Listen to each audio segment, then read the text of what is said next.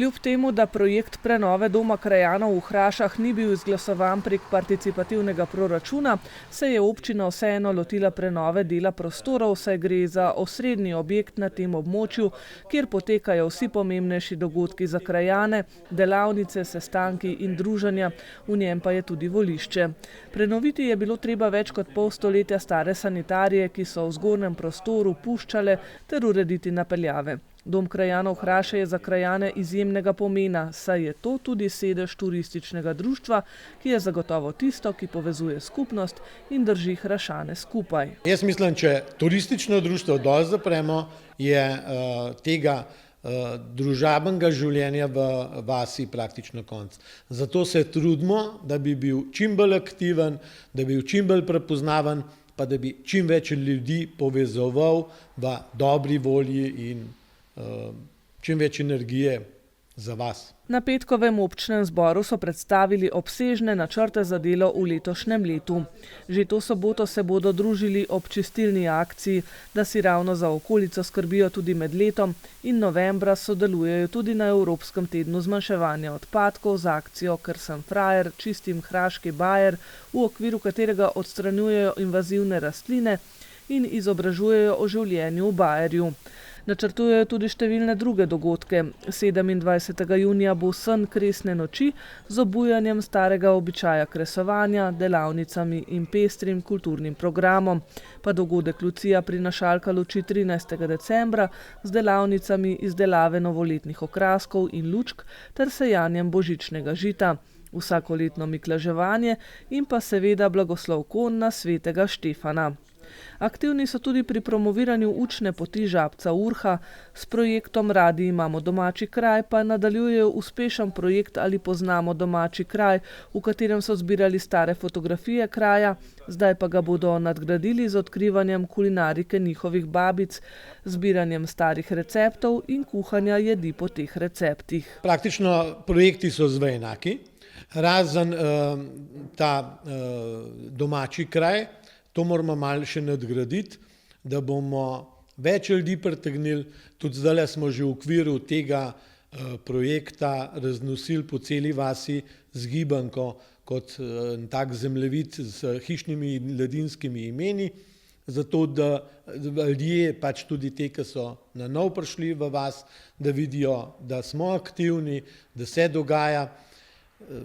Mogoče za razmislek, da bi dali tudi novejšim ali pa novim hišam hišnjo ime, kajti tudi te bojo čez 100 leti zanimive.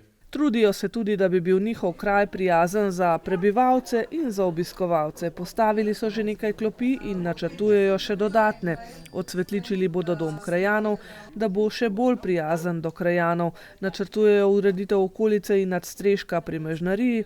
V letošnjem letu pa se bodo lotili še ureditve nove sprehajalne poti. Ker si želijo še več povezanosti med krajani, bodo organizirali mesečna druženja v Domu krajanov, načrtujejo tematska druženja z namenom medsebojnega spoznavanja, povezovanja in spoznavanja vasi. Tudi otroke bodo aktivirali in jim pripravili 2 srečanji, na katerih bodo spoznavali zgodovino vasi in starih predmetov na zabaven način ter se spoznavali z družabnimi igrami, s katerimi so se kratkočasili otroci v preteklosti. Skratka, zelo si želijo, da bi se vsi vaščani pridružili dejavnostim društva in se skupaj povezovali. Bi vse povabil, vse Hrašane, staroselce in novoselce, da se nam pridružijo, da pridejo, da najprej imamo smetarsko akcijo, pa da se po akciji dol usedemo, pa se spoznamo med sabo in mislim, da s tem raste vas, raste, mi rastemo. Ob vseh veselih načrtih pa jim veselje kazi edino nezmožnost organiziranja tradicionalnega mednarodnega športnega tekmovanja z vlečnimi psi, ki ga, kot kaže, ne bo že drugo leto zapored. Lani pač smo imeli komesacijo in so bile ceste preveč ostre za pasje tačke. No, in letos so se te ceste že malo unesle, malo so se zvozile, mogoče bi kakšen majhen popravek mogel še narediti, ampak ne veliko.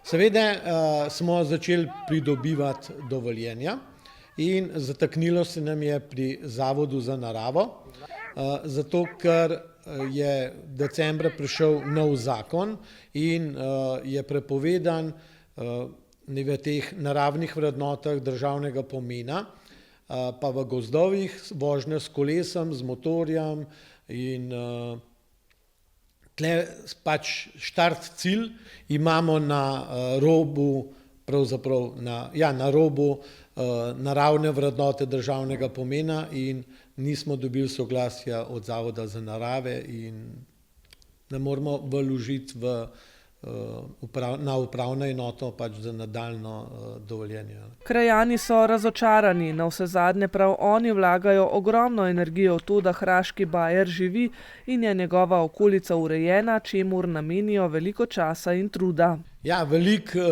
zato ker nam ni vseeno, kakšno je pač vas, se res trudimo, da čim več stvari naredimo prostovoljno.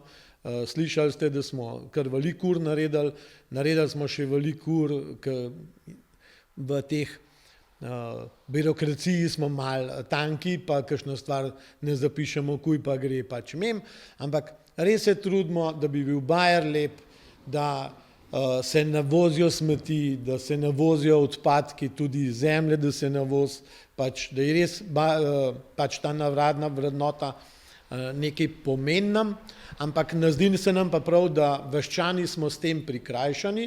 Naprimer, ta zapuščena farma pa v tem, na tej naravni vrednoti pač je izvzeta, moram reči.